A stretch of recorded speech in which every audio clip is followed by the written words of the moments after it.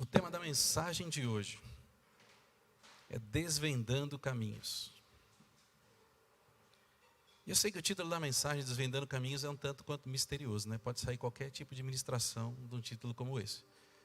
Eu não sei se vocês tinham visto antes na thumbnail do YouTube, se vocês ficam tentando antecipar o que vem. Mas de fato, com um título como esse, poderia sair qualquer coisa de uma ministração. Mas essas duas palavras, desvendando e caminhos, elas têm um forte significado naquilo que nós vamos refletir hoje. E vocês vão entender o porquê. É quase que óbvio que nós vamos falar sobre caminhos, né? Mas caminhos também pode significar muita coisa. Mas é aqui onde a coisa começa a ficar interessante, a ministração. Quando vocês precisam chegar em algum lugar, vocês vão sair, por exemplo, da casa de vocês e vir até a igreja, vocês vão sair da casa de vocês e vão até o trabalho. Vocês normalmente vão percorrer um caminho para chegar lá. O caminho normalmente tem uma origem, um destino.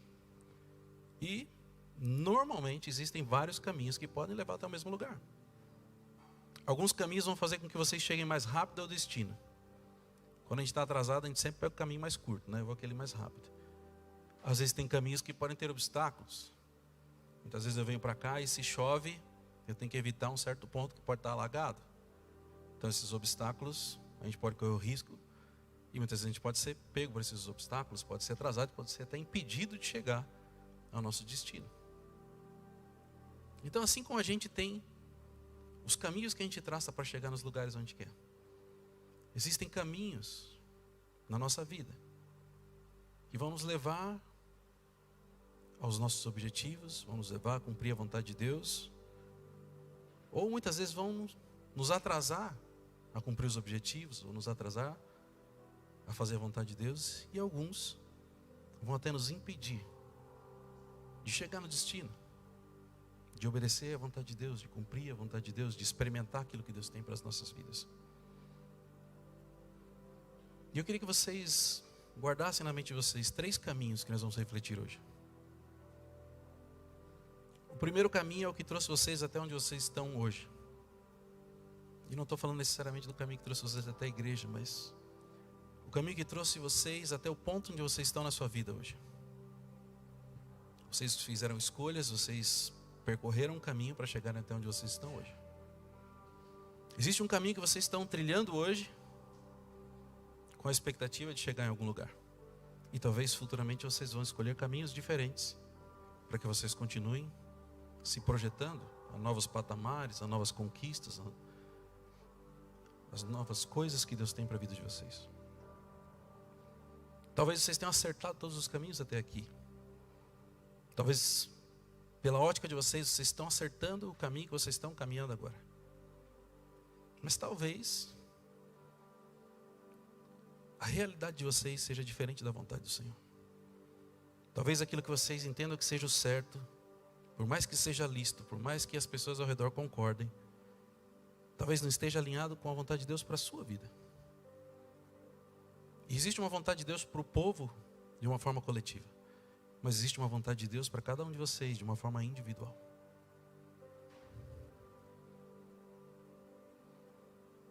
E agora que eu espero que o título esteja começando a fazer um pouco mais de sentido. Porque a gente precisa desvendar os caminhos que Deus tem para a nossa vida. Não só os caminhos que nós temos caminhado, não só os caminhos que nós acreditamos, mas os caminhos que Deus tem para a nossa vida. E o texto que a gente vai ler hoje está no livro de Ageu, capítulo 1. Se você trouxe sua Bíblia, isso aí vai dar um pouquinho mais de trabalho para a gente achar, porque é um livro pequenininho, só tem 2 capítulos.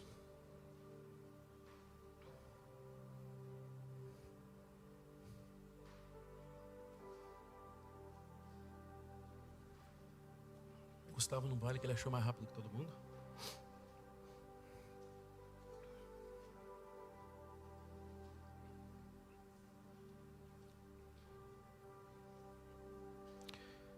Mas esse livro de Ageu, enquanto vocês procuram o livro, esse texto de Ageu, mostra que em determinado ponto o povo de Israel se acomodou na sua caminhada. Deus tinha dado um direcionamento, um caminho para eles, eles começaram a caminhar, mas quando surgiram as dificuldades, eles pararam e se acomodaram, seguindo um caminho que era diferente daquele caminho que o Senhor tinha. Apesar de não ser nada errado, apesar de não ser ilícito, apesar de não ser pecado, eles não estavam cumprindo a vontade do Senhor, eles não estavam agradando ao Senhor. Posso ler? No primeiro dia do 6º mês, do 2º ano do reinado de Dario, a palavra do Senhor veio por meio do profeta Ageu ao governador de Judá, Zorobabel, filho de Sealtiel, e ao sumo sacerdote Josué, filho de Jeozadaque, dizendo: assim diz o Senhor dos exércitos, este povo afirma, ainda não chegou o tempo de reconstruir a casa do Senhor. Por isso a palavra do Senhor veio novamente por meio do profeta Ageu. Acaso é tempo de vocês morarem em casas de fino acabamento, enquanto a minha casa continua destruída? Agora sim, diz o Senhor dos exércitos, vejam onde os seus caminhos os levaram. Vocês têm plantado muito e colhido pouco. Vocês comem, mas não se fartam. Bebem, mas não se satisfazem. Vestem-se, mas não se aquecem. Aquele que recebe salário, recebe-o para colocá-lo numa bolsa furada. Assim diz o Senhor dos exércitos, vejam aonde os seus caminhos os levaram. Subam um monte para trazer madeira, construam o templo para que eu me alegre e nele seja glorificado, diz o Senhor. Vocês esperavam muito, mas para a surpresa de vocês acabou sendo pouco. E o que vocês trouxeram para casa eu dissipei como um sopro. E por que fiz isso? Pergunta o Senhor dos exércitos. Por causa do meu templo que ainda está destruído, enquanto cada um de vocês se ocupa com sua própria casa. Por isso, por causa de vocês, o céu reteu o orvalho e a terra deixou de dar o seu fruto. Provoquei uma seca nos campos e nos montes, que atingiu o trigo, o vinho, o azeite e tudo mais que a terra produz. E também os homens e o gado. E o trabalho das mãos de vocês foi prejudicado. Nesse texto, Deus levanta o profeta Ageu para confrontar um povo que estava acomodado naquele tempo. Acomodado com suas próprias conquistas, acomodado buscando as suas próprias coisas, focando no seu conforto pessoal. E Ageu repete por 2 vezes, vejam onde os seus caminhos os levaram. Aquele povo estava seguindo por um caminho que aos seus olhos era correto. Mas Deus está tirando uma venda dos seus olhos, está desvendando que aquele caminho que eles estavam seguindo não era um caminho que agradava ao Senhor. Mas antes de a gente voltar para o texto, eu queria relembrar como é que o povo chegou nesse ponto. Talvez vocês se lembrem de um pedaço da ministração do Carlos na semana passada. Eu lembro que quando o Carlos falou, eu comecei a chorar, porque eu lembrei de como a gente começou esse templo, como a gente construiu esse templo. E o Carlos falou de um texto de Davi, que está em 1 Crônicas 17, que diz: o rei Davi já morava em seu palácio, quando certo dia disse ao profeta Natã: aqui estou eu morando num palácio de cedro, enquanto a arca da aliança do Senhor permanece numa simples tenda. Davi, no seu coração, entendeu que a casa que ele morava, o palácio que ele morava era muito luxuoso, mas onde Deus habitava, que era o lugar da arca da aliança, era uma simples tenda. Ele falou, tem uma coisa errada aqui. Como é que eu posso morar num lugar tão luxuoso e Deus morar numa tenda tão simplesinha? Então ele tem o desejo de construir um templo. Ele acaba preparando tudo e o seu filho Salomão constrói o templo. E depois de um tempo aquele povo se afasta do Senhor, e o Senhor envia o exército babilônio para levar aquele povo cativo, exilado para a Babilônia. E aqueles babilônios destroem aquele templo que Deus havia permitido que Salomão construísse. Então aquele povo foi levado cativo, prisioneiro. Não tinha mais templo, não tinha cidade, não tinha morada, tinha sido tudo destruído. Muitos anos depois, o rei Dario da Pérsia, que havia assumido ali o poder daquela região, ele permite que o povo volte para reconstruir a cidade. E a reconstrução começa com Neemias reconstruindo os muros ao redor da cidade, para que as pessoas pudessem voltar e pudessem habitar de novo nas suas casas, para que pudessem habitar de novo e a cidade fosse reconstruída.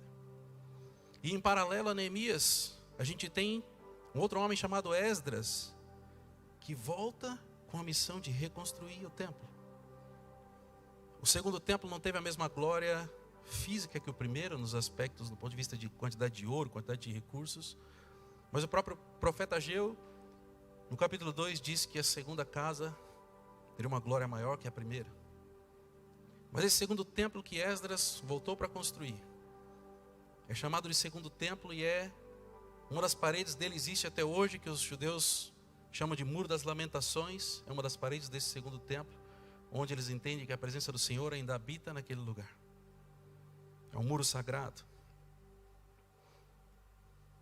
Só que essa construção do templo, por Esdras, teve dificuldades, teve impedimentos. Inimigos se levantaram, conspirações, e eles tiveram que parar a obra.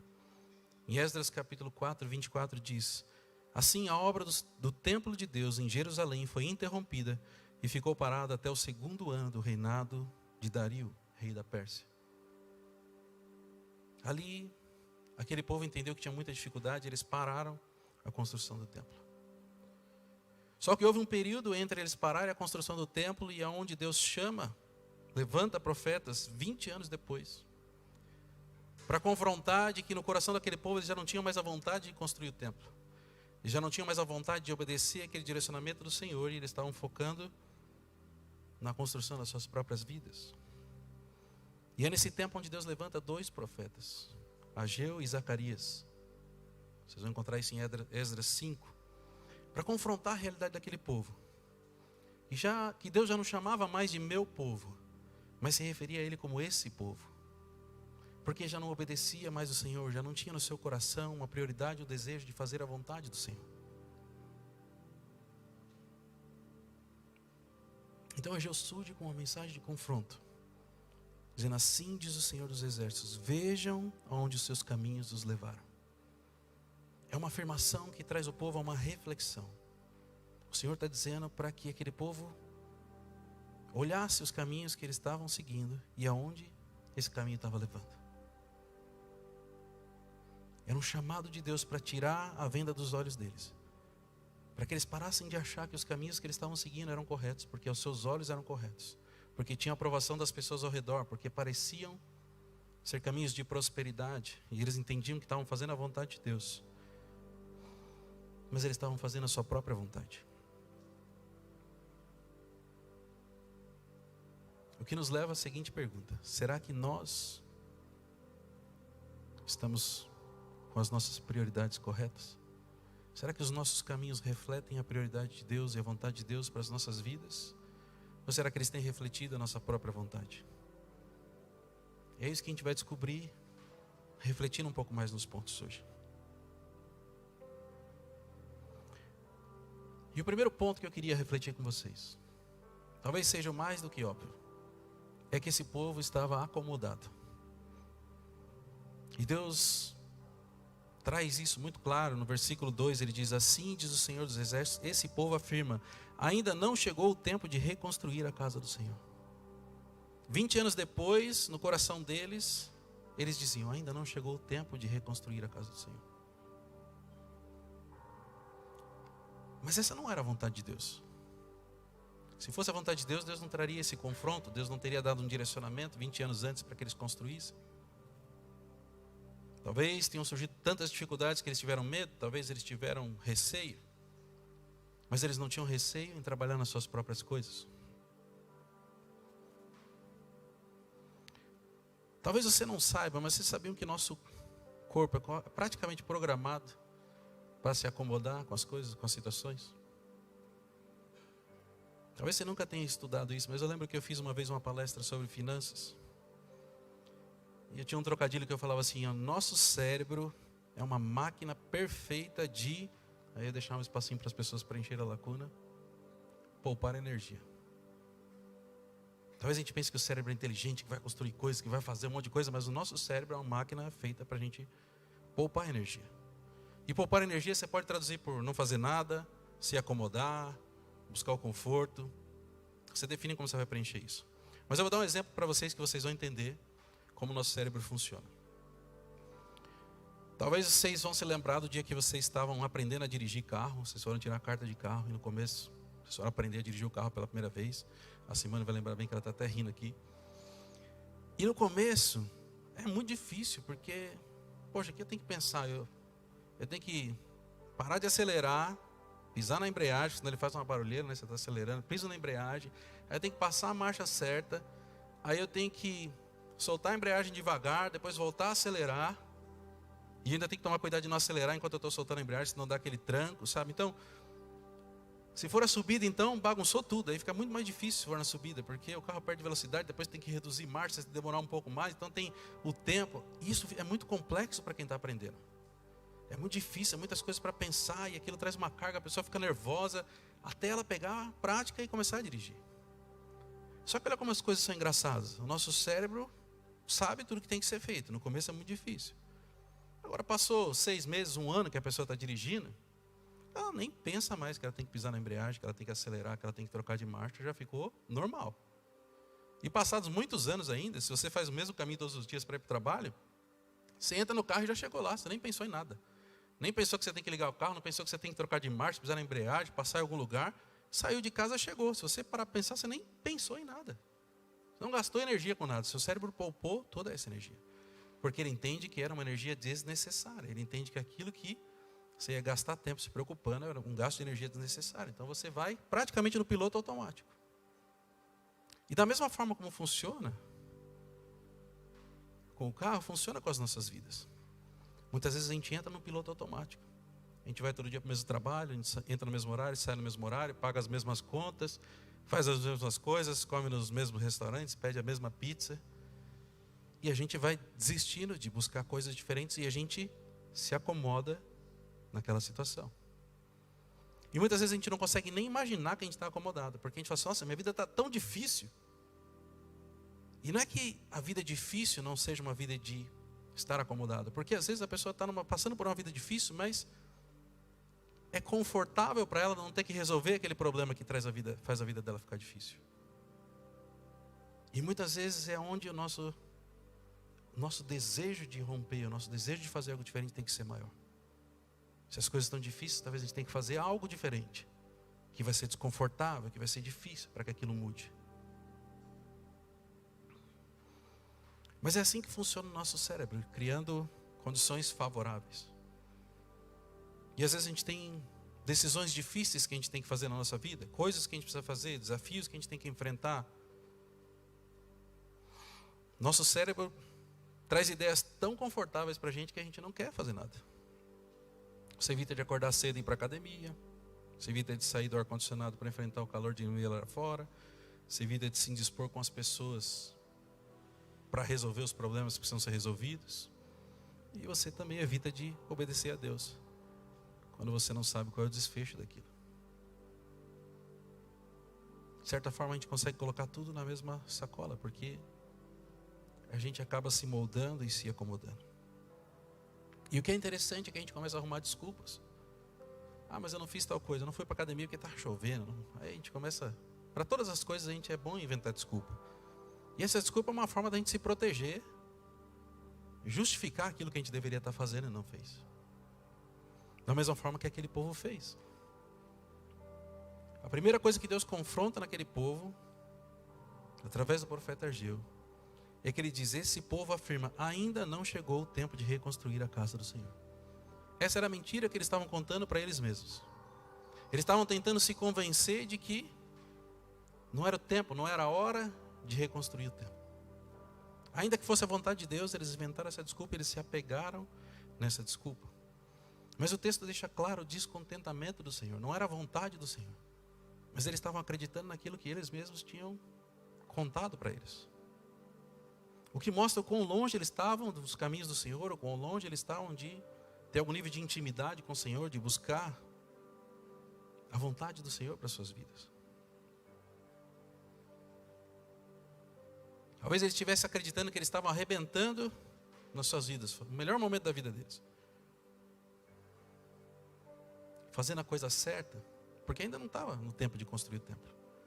Mas para Deus eles estavam atrasados. Então, talvez mais de 20 anos atrasados. E Deus não estava preocupado com o prazo da construção do templo.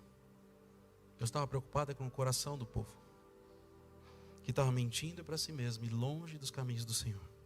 Longe a ponto do Senhor não chamá-los mais de meu povo, mas de se referir a eles como esse povo. Meu povo é alguém que está próximo do Senhor, tem intimidade com Ele, busca a vontade dEle, obedece à vontade dEle. Esse povo é alguém que está andando distante do Senhor, afastado do Senhor.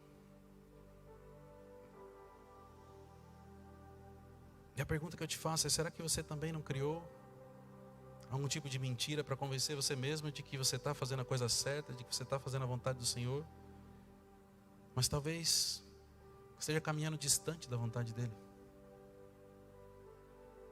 Talvez coisas que Ele já pediu para você no passado, talvez direcionamentos que Ele tenha dado recentemente, e você não tem conseguido obedecer, porque as justificativas que você criou são mais fortes do que a vontade de obedecê-lo. Isso nos leva ao segundo ponto.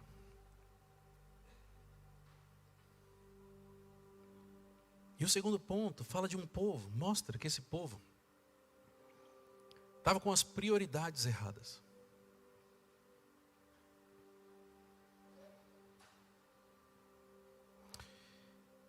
O texto do profeta Ageu começa dizendo assim, no versículo 4 diz: acaso é tempo de vocês morarem em casas de fino acabamento, enquanto a minha casa continua destruída?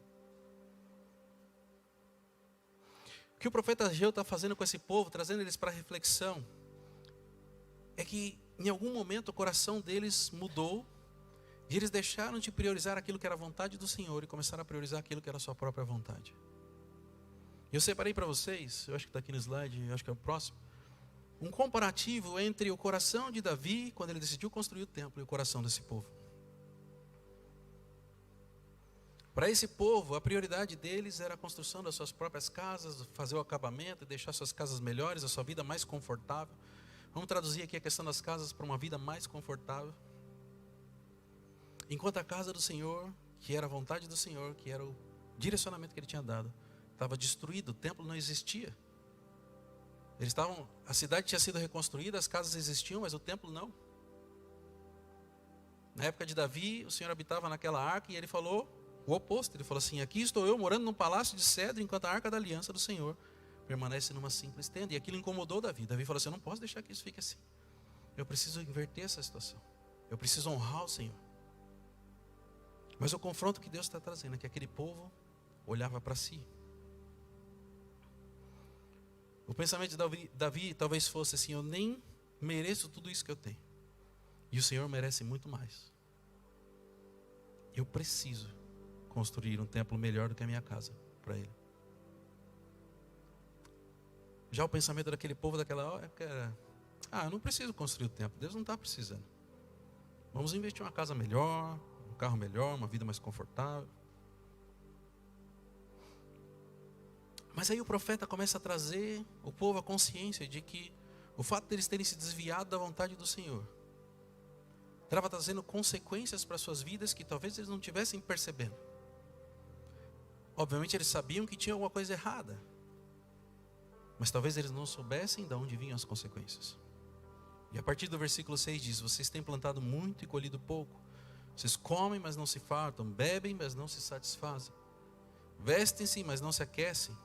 Aquele que recebe o salário, recebe para colocar numa bolsa furada. Assim diz o Senhor dos Exércitos: vejam onde os seus caminhos os levaram. Plantar muito e colher pouco é uma analogia para quando a gente trabalha, e parece que aquilo que a gente recebe é menos do que o esforço, tá? Parece que não está descompensado. Poxa, estou trabalhando tanto e não tenho nada, estou trabalhando tanto e recebo tão pouco. Talvez o exemplo disso mais claro nos dias de hoje seja quando a gente vê alguma coisa de exploração infantil, aquelas coisas que tem lá para a Ásia, quando a gente vê gente fabricando roupa, fabricando peça de computador, e eles recebem, sei lá, por dia, o que muitas vezes vocês recebem aqui, muito mais por hora, não importa o que vocês façam. Quase como se fosse um modelo de escravidão. Mas Deus está trazendo eles para reflexão. Vocês estão trabalhando muito, plantando muito e colhendo pouco. O esforço que vocês estão colocando sobre isso está desproporcional ao quanto vocês estão recebendo. E aí, para piorar, ele fala sobre comer e não se fartar. Quer dizer, eu tenho coisas, mas eu nunca estou satisfeito com aquilo que eu tenho. Eu não consigo me alegrar com aquilo que eu conquistei. Eu não consigo me alegrar com aquilo que eu tenho. Eu sempre estou olhando para aquilo que eu tenho como se fosse pouco, como se eu precisasse mais, como se eu estivesse insatisfeito, eu não consigo me saciar com aquilo que eu possuo. Nunca é o suficiente. Vestir e não se aquecer. Talvez seja o mais difícil desse texto de interpretar, mas a minha interpretação é que seria o mesmo que procurar uma segurança, talvez uma segurança física, uma segurança emocional, nos lugares errados, nas coisas erradas, nas pessoas erradas. Eu estou buscando uma proteção, eu estou buscando uma segurança, mas eu não encontro. Porque aonde eu estou buscando, não tem para mim. E a última parte fala sobre receber um salário e colocar em uma bolsa furada. Esse daqui é fácil de entender. Todo mundo pensa assim, poxa, ganhei meu salário no final do mês, paguei as contas, não sobrou nada. Talvez represente a vida de muitas pessoas, talvez represente a forma como o brasileiro vive hoje. Trabalha, trabalha, trabalha, recebeu, já tem uma lista de boleto para pagar, não sobrou nada. Mas a questão aqui não é sobre não sobrar nada. A questão aqui é sobre não crescer, não prosperar, não alcançar novos patamares, não se desenvolver. É como se as pessoas não conseguissem sair do lugar. Talvez elas trabalhem, talvez elas se esforcem, talvez elas recebam algum dinheiro, mas elas não conseguem prosperar. E por 2 vezes o profeta Ageu repete, veja onde seus caminhos os levaram. Ele está falando assim, por conta da decisão de vocês, por conta da mentira que vocês contaram para vocês mesmos, vocês estão colhendo essas consequências. Vejam onde seus caminhos os levaram.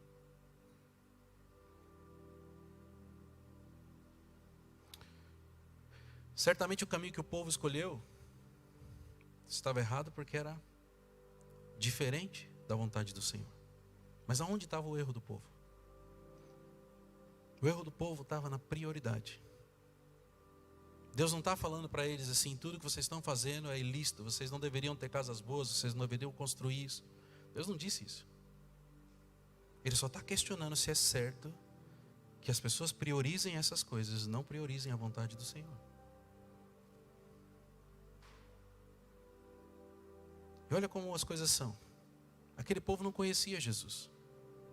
Jesus não tinha vindo, não tinha morrido. Eles não viviam no tempo da graça.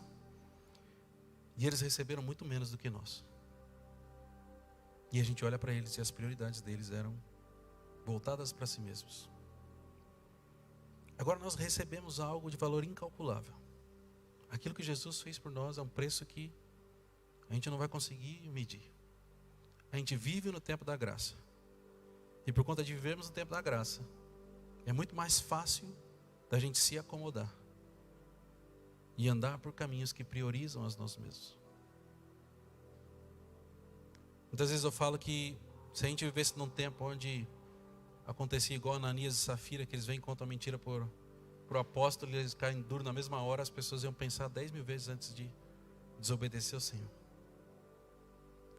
Mas nós vivemos no tempo da graça, a gente pode errar, a gente pode seguir os nossos caminhos e a gente não vai ser fulminado por isso. Mas ainda assim nós deveríamos ter o temor ao Senhor, de buscar o direcionamento, de ouvir a sua voz e de obedecê-lo, custe o que custar. Talvez essa pergunta que eu vou fazer agora seja para você. Até quando a sua prioridade vai estar em você mesmo? Talvez tenham pessoas aqui que o Senhor está tirando a venda dos olhos, para que haja um arrependimento e haja conserto. Talvez para algumas pessoas essa frase faça mais sentido do que para outras. Vejam aonde os seus caminhos os levaram.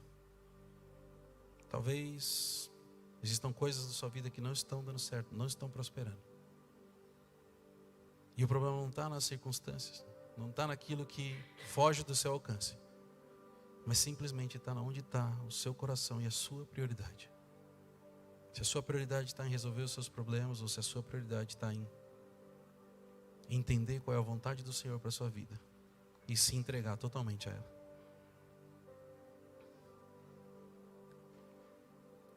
E o terceiro ponto é sobre o chamado de Deus ao arrependimento desse povo. Porque Deus não fez tudo isso para expor o povo e falar que eles estavam fazendo tudo errado e falar que eles iam continuar se lascando pro resto da vida. Deus fez isso para que eles pudessem entender e enxergar coisas que eles não estavam vendo. Aos seus olhos eles estavam fazendo a coisa certa, e Deus está mostrando para eles: o que vocês estão fazendo não é certo, porque vocês esqueceram da minha vontade. E Deus começa a restaurar o direcionamento que Ele tinha dado lá atrás, 20 anos atrás. E Ele fala assim: suba um monte para trazer madeira, construam um templo para que eu me alegre e nele seja glorificado. Deus está chamando o povo para o caminho que eles tinham começado, mas tinham desistido, para que eles retomassem o coração deles, apontando para Deus em primeiro lugar, a vontade do Senhor em primeiro lugar. E a vontade do Senhor para aquele momento, para aquela época, era a construção desse segundo templo. Mas o que Deus queria corrigir era a prioridade deles. E com as prioridades corrigidas, eles poderiam agir de acordo com aquilo que Deus esperava que eles fizessem. E Ele traz em seguida Ele reforça dizendo que Ele mesmo foi o responsável. Ele mesmo foi o responsável por fazer com que a expectativa daquele povo fosse frustrada. Eu sei que ninguém gosta de ter as expectativas frustradas. A gente faz os nossos planos, a gente quer que as coisas deem certo, e de repente as coisas começam a dar errado, e a gente fala assim: acho que deve ser Satanás aqui atrapalhando tudo. E a gente não consegue reconhecer que não é Satanás que está se levantando contra as nossas vidas, mas muitas vezes somos nós que paramos de prestar atenção na vontade do Senhor. Somos nós que escolhemos caminhos que, ainda que sejam lícitos, estão longe da vontade do Senhor para as nossas vidas. E a gente se desvia sem perceber. Existem muitas distrações. Existem muitas coisas que parecem boas. Existem oportunidades que vão surgir para vocês que parecem boas, mas não necessariamente estão alinhadas com a vontade do Senhor. É por isso que a ministração do Carlos semana passada é importante, que a gente tem que orar por todas as coisas, pedir o direcionamento e andar debaixo da vontade do Senhor. Mas o que Deus disse aqui no finalzinho, Ele diz: vocês esperavam muito, mas para surpresa de vocês acabou sendo pouco. E que vocês trouxeram para casa eu dissipei como um sopro. Por que fiz isso? Pergunta o Senhor dos Exércitos. Por causa do meu templo que ainda está destruído, enquanto cada um de vocês se ocupa com a sua própria casa. Por isso, por causa de vocês, o céu reteu o orvalho e a terra deixou de dar o seu fruto. Provoquei uma seca nos campos e nos montes, que atingiu o trigo, o vinho, o azeite e tudo mais que a terra produz. E também os homens e o gado. O trabalho das mãos de vocês foi prejudicado. Às vezes Deus precisa fazer com que as coisas parem de dar certo, para a gente prestar atenção no que Ele está falando. Se as coisas estão muito boas, a gente ora menos, a gente busca menos, a gente se acomoda, a gente vai ficando cada vez mais confortável. E Ele precisa que a gente volte para Ele. Recentemente eu falei para alguém, eu não lembro quem, que Deus normalmente usa duas coisas para chamar as pessoas de volta. Ou Ele vai mexer na saúde, ou Ele vai mexer nas finanças. Quando a coisa aperta nessas duas coisas, aí você pode ver, quem quer que seja vai dobrar o joelho e vai orar mais do que tudo. Quando os médicos não têm mais o que fazer, você pode ter certeza que a pessoa se converte de novo. E começa a buscar o Senhor. Quando as contas não fecham, a pessoa vai buscar o Senhor. Às vezes Deus vai dar desafios ainda maiores antes de resolver o problema. Mas as pessoas precisam buscar o Senhor. Mas tudo isso que Deus está falando para esse povo não era novidade para eles. Porque Moisés já tinha deixado isso escrito em Deuteronômio 28. É um texto que fala sobre as bênçãos da obediência e as consequências ou maldições pela desobediência do povo. Eu separei aqui alguns versículos para vocês, 4 versículos. 18, 38, 39 e 40. Maldito será o fruto do seu ventre, o fruto da sua terra, e malditas serão as crias das suas vacas e ovelhas. Vocês lançarão muita semente ao campo, mas colherão pouco, porque os gafanhotos irão consumir tudo. Vocês plantarão e cultivarão muitas vinhas, mas não beberão o vinho, nem comerão as uvas, porque os vermes acabarão com tudo. Em todo o seu território vocês plantarão oliveiras, mas não terão azeite para se ungir, porque as azeitonas cairão. O que aquele povo estava experimentando era o cumprimento de algo que Deus já tinha dito. Se vocês obedecerem, vocês vão ser muito abençoados, mas se vocês desobedecerem, vocês vão ter consequências. E vocês precisam escolher. E eu queria que vocês guardassem sobre isso. É que em primeiro lugar Deus tem um chamado para vocês, para que vocês coloquem as prioridades de vocês em ordem.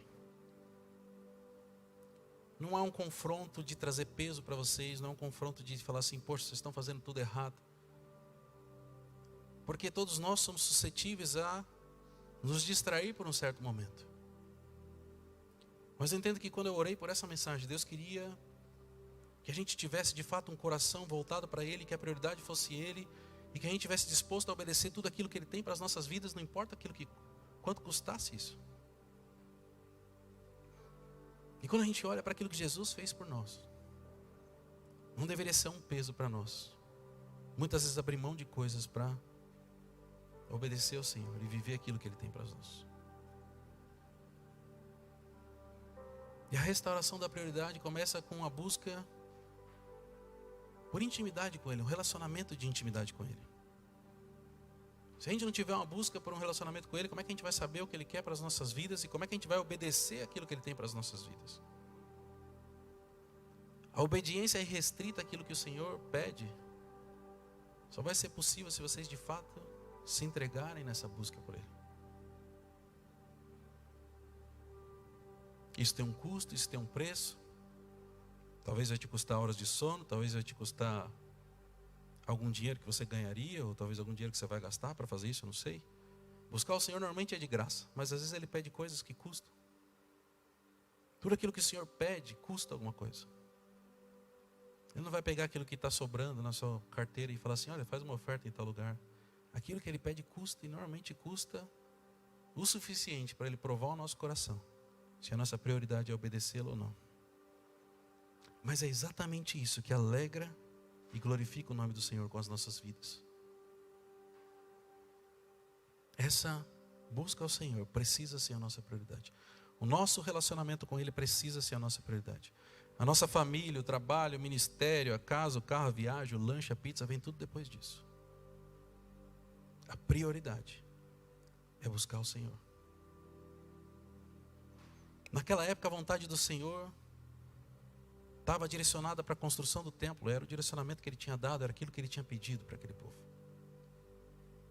Mas eu entendo que nos dias de hoje é importante que a gente tenha um templo, mas essa não é a prioridade do coração do Senhor para as nossas vidas. E eu pensei um pouco, e talvez Deus tenha prioridades que são específicas para cada um de vocês. Mas como igreja, como corpo, eu acredito que não existe uma prioridade maior no coração de Deus, que deveria estar no seu coração, de alcançar mais vidas para Jesus. Pessoas que ainda não conhecem Ele, que através da sua vida poderiam conhecê-lo. E talvez experimentar coisas que vocês têm experimentado. Deus não me disse isso, mas eu entendo que essa talvez seja a prioridade dele para esse tempo. E a pergunta que eu faço para vocês é: quanto do seu tempo, das suas finanças, dos seus talentos, de fato reflete a vontade de Deus em alcançar novas vidas? Sei que muitas vezes a gente cria barreiras, mas talvez as barreiras sejam exatamente como esse povo criou. Ainda não é tempo de construir o templo para o Senhor. E talvez vocês estejam construindo desculpas para algo que vocês sabem que Deus pediu para vocês. Tem pessoas caminhando por uma condenação. Tem pessoas que você não vai encontrar quando você estiver diante de Jesus. Talvez pessoas que você ama, pessoas que você se importa, ou talvez pessoas que você nem conhece, mas que Jesus colocou ou vai colocar no seu caminho para que estejam lá com você.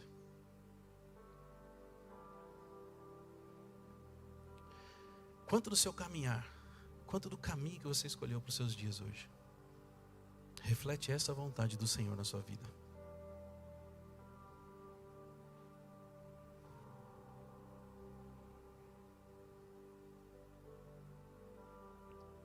E para a gente partir para o encerramento, a gente vê no final dessa carta que todo aquele povo se rende à voz do Senhor e decidem ajustar o seu caminho. Eles entenderam que aquilo que parecia bom aos seus olhos não era tão bom. aquela alegação de que não era hora de construir o templo. Eles entenderam que não era a vontade do Senhor. Eles entenderam que eles haviam errado. E eles entenderam que tudo aquilo que eles estavam vivendo naquele momento eram consequências de uma desobediência de algo que Deus tinha dito. Mas após serem confrontados pelo profeta Ageu, eles se arrependem e decidem retomar a obra do templo.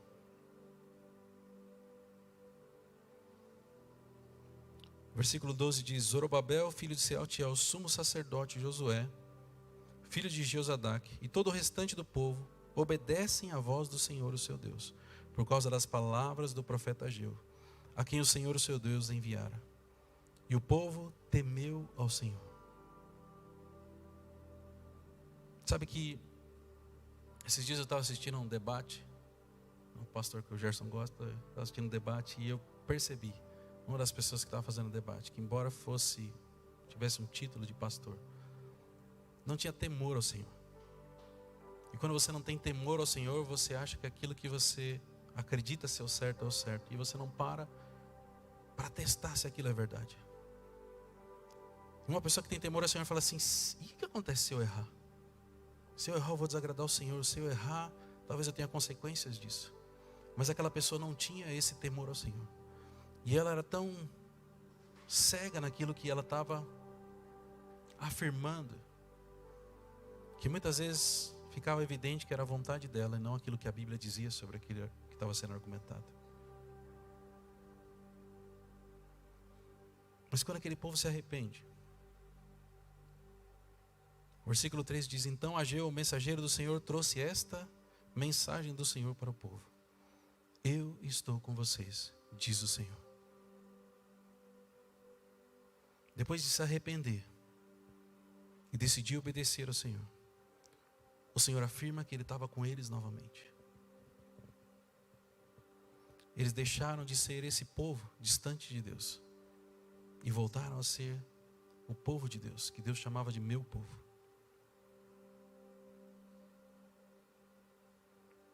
Da mesma forma como Deus chamou aquele povo ao arrependimento, eu entendo que Ele está chamando nessa manhã cada um de nós a rever as nossas prioridades, a olhar aquilo que nós temos construído e dedicado, a entender se aquilo que nós temos feito e vivido de fato reflete a vontade de Deus para as nossas vidas. E tudo que Ele quer é que haja um recomeço.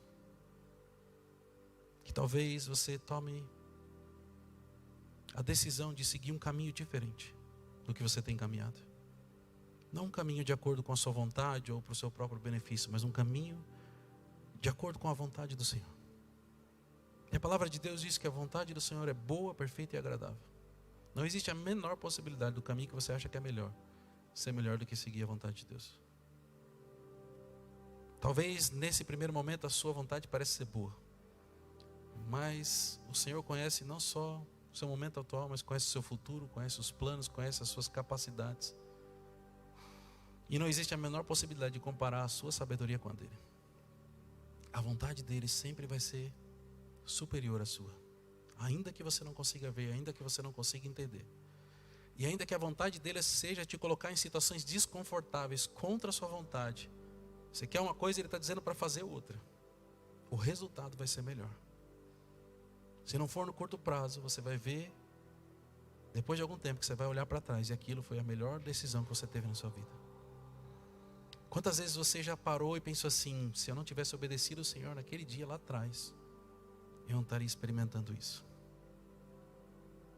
A vontade do Senhor é sempre melhor do que a nossa. Queria que vocês ficassem de pé, para que eu pudesse orar por vocês.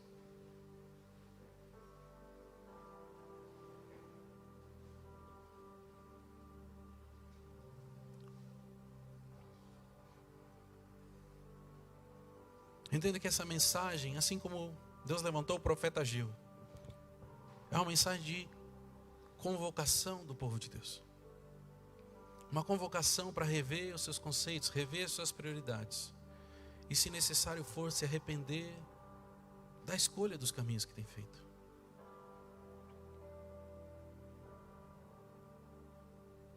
Eu não vou chamar ninguém aqui na frente, não é uma exposição.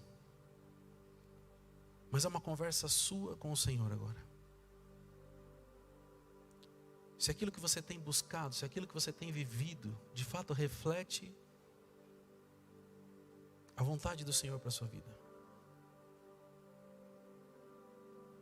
Talvez você não tenha percebido, talvez você esteja vindo na igreja todos os domingos, e você não notou que você se distanciou do Senhor.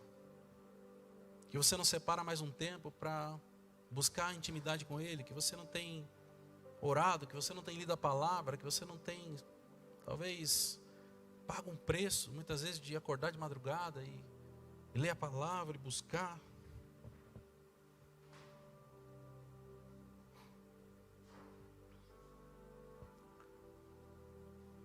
Essa é a hora de se arrepender e ajustar o caminho. Talvez até hoje você não tenha nem notado as consequências do que isso tem trazido para a sua vida. Talvez, assim como a gente disse, você tenha trabalhado muito e colhido pouco. Talvez você tenha comido, não tenha se fartado. Talvez você tenha recebido seu salário e colocado numa bolsa furada.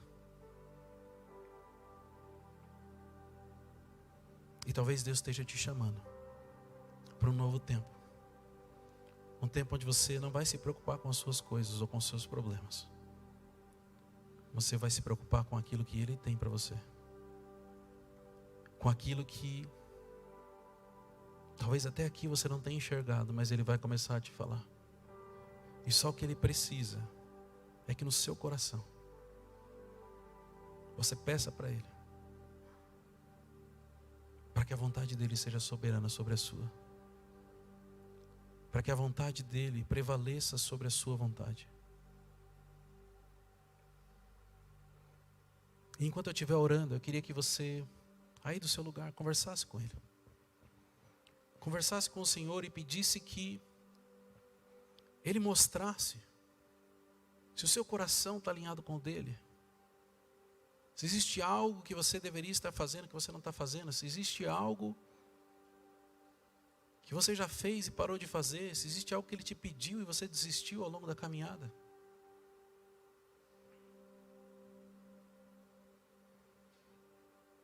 Quanto tempo faz que você não se desliga de tudo para passar um tempo só com Ele? Assim como a Bíblia diz que você vai sair da sua casa, sair do lugar onde as pessoas estão, e você vai para um lugar secreto, para que você possa orar em secreto e Ele possa te enxergar, Ele possa te ver no secreto.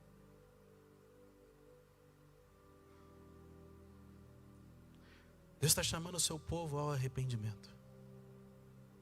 Não porque Ele gosta de ver pessoas arrependidas, mas porque Ele gosta de ver filhos sendo abençoados. Esse é um tempo de consertar todas as consequências das decisões erradas e dos caminhos que você seguiu, que estavam longe daquilo que o Senhor planejou para você. Só o que você precisa é abrir o seu coração para Ele e falar: Senhor, me perdoa. Eu quero experimentar, Senhor, a sua vontade na minha vida. Eu quero, Senhor. Eu quero que a sua vontade prevaleça sobre a minha. Senhor, na autoridade do nome de Jesus, Senhor, eu coloco diante de Ti, Senhor, cada um dos Teus filhos e filhas aqui presentes, Senhor.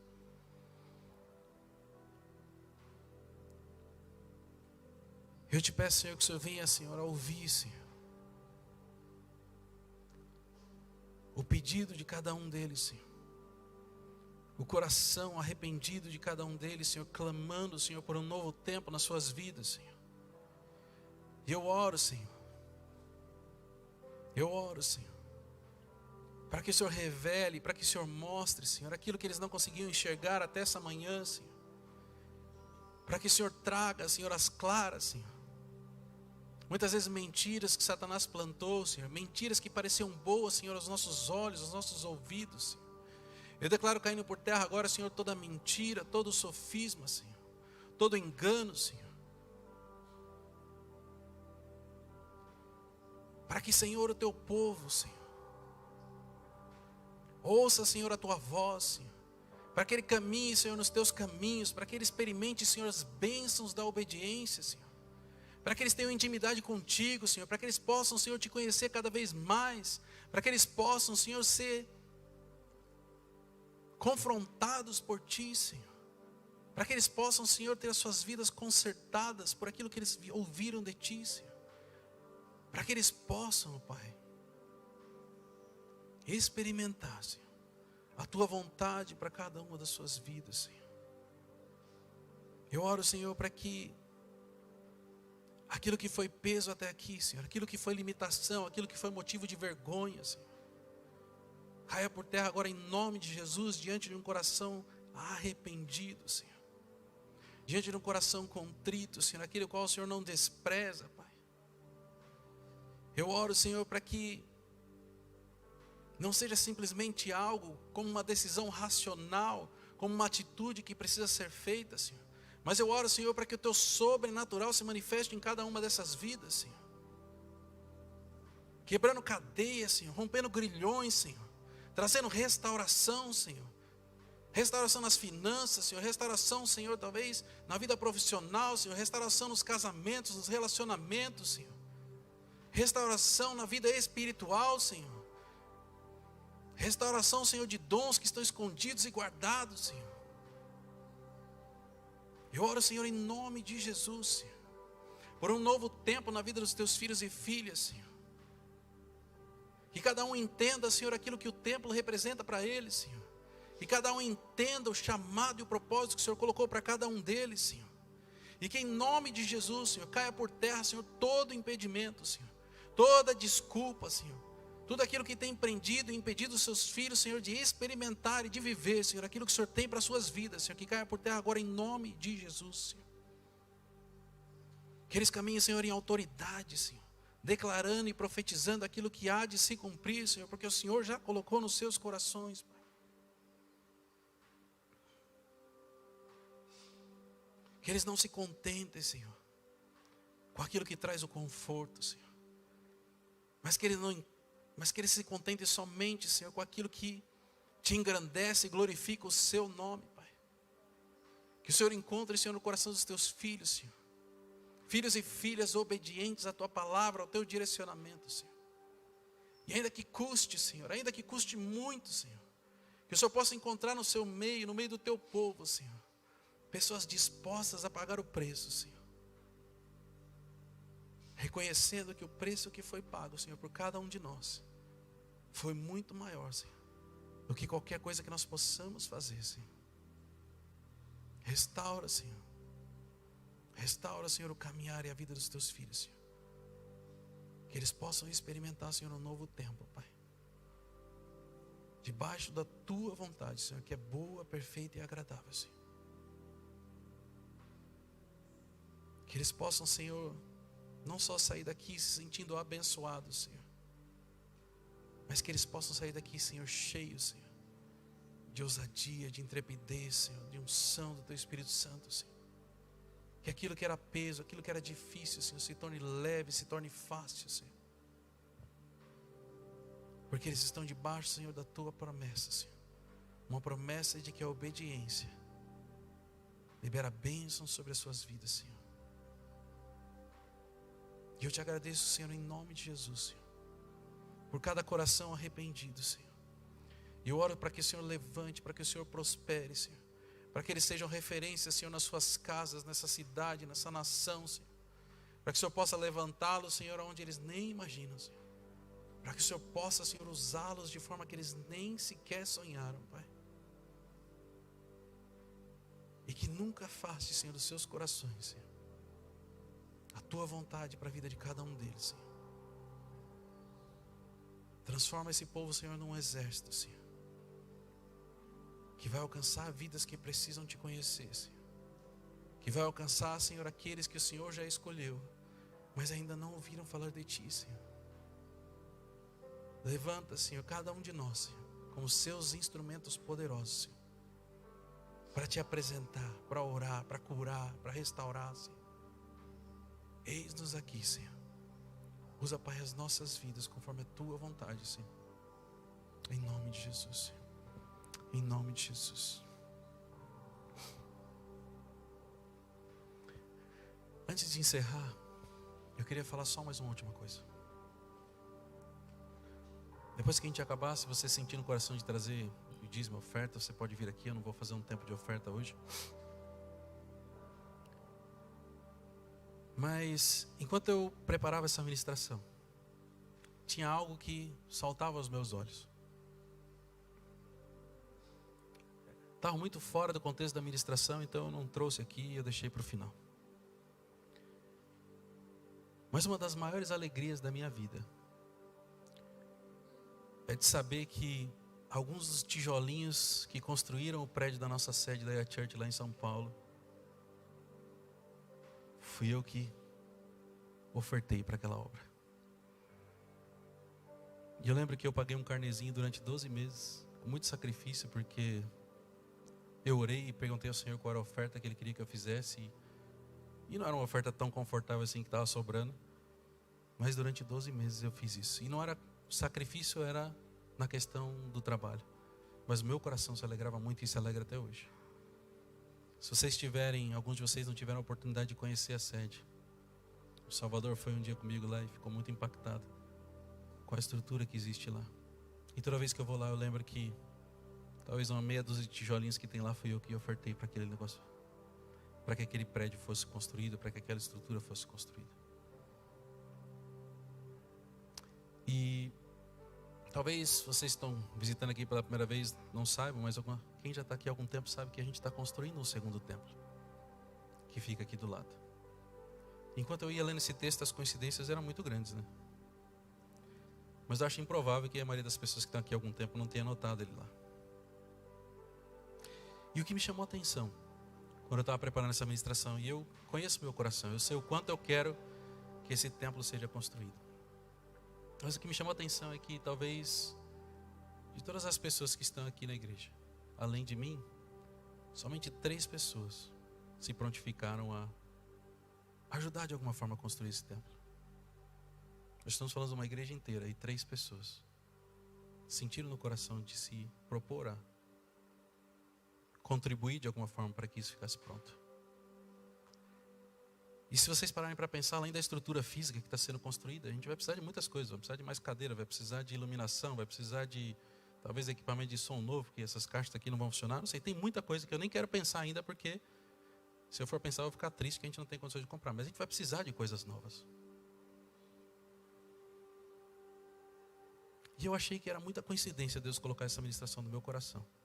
E eu confesso para vocês que quando eu comecei a ministração, o que me chamava a atenção era: vejam onde seus caminhos o levaram. Só depois, quando eu fui estudar e aprofundar, que eu entendi que era sobre o segundo templo. E talvez o quão semelhante seja com o nosso dia a dia. Então eu queria pedir para vocês que vocês orassem por isso. Não existe uma obrigação de vocês contribuírem para o templo novo. Mas talvez Deus tenha um propósito nisso. E eu queria que vocês orassem ao Senhor. E Ele vai direcionar se vocês deveriam ajudar, se vocês não deveriam ajudar, se vocês deveriam contribuir. É o que Ele vai falar com vocês. Não sou eu que tenho que pedir, mas é o Senhor que tem que direcionar. E vocês só vão descobrir isso se vocês buscarem nele o que Ele tem para a vida de vocês. E eu tenho certeza de que, por mais impossível que Ele peça, talvez Ele vai pedir para vocês ofertarem valores que vocês nem sonham que vocês teriam. Eu sei que Ele vai honrar e vai suprir tudo aquilo que Ele precisa, porque todo o direcionamento do Senhor não vem simplesmente para que você sofra, para que você perca, mas Ele quer te levar a novos patamares e te honrar. Então eu queria que vocês orassem por isso quando vocês estiverem em casa, e vocês sentirem no coração, que vocês me procurem. Pode ser pessoalmente, pode ser por telefone, WhatsApp, para que a gente possa falar sobre isso. Mas talvez está chegando a hora, porque esse templo vai ficar pronto e não vai demorar muito tempo. E talvez o Senhor queira que vocês participem disso. Assim como eu contribuí com 6 tijolinhos lá na sede, eu não sei quantos foram, mas eu falo que são 6 tijolinhos, talvez um tijolinho vai ter o seu nome nessa nova construção, nessa nova obra que vai ter. E é algo que você precisa buscar no Senhor. Amém? Eu vou orar por vocês, só para a gente encerrar. Senhor, eu oro, Senhor, sobre cada um dos teus filhos aqui, Senhor. Eu oro, Senhor, por cada oferta que vai ser feita, Senhor, ao final dessa oração, Senhor. Eu oro, Senhor, para que o Senhor fale ao coração dos teus filhos e filhas, Senhor. Que caia por terra, Senhor, todo sentimento, Senhor, de escassez, de limitação, Senhor. Que eles não olhem mais para aquilo que eles podem fazer, Senhor, mas que eles possam olhar para Ti e confiar que, Senhor, se eles fizerem a Tua vontade e Te obedecerem, Senhor, não vai faltar nada, Senhor. O Senhor vai prover tudo aquilo que eles precisam. O Senhor vai consertar, Senhor, tudo aquilo que eles não conseguem consertar, Senhor. O Senhor vai levá-los, Senhor, onde eles não imaginam que eles poderiam chegar, Senhor. Simplesmente porque eles decidiram Te buscar, Senhor, e Te obedecer, Senhor. Então, em nome de Jesus, Senhor, eu declaro, Senhor, que eles terão uma semana abençoada, Senhor, que eles vão para suas casas ouvindo a Tua voz, Senhor, guardados, Senhor, pelos Teus anjos guerreiros e poderosos, Senhor. E que seja um tempo de um recomeço, Senhor. Seja um tempo de renovo, onde eles experimentem coisas que talvez eles nunca tenham vivido antes, Senhor. Em nome de Jesus, Senhor. Em nome de Jesus, Senhor. Que Deus abençoe. Que vocês tenham uma excelente semana. Fiquem com Deus.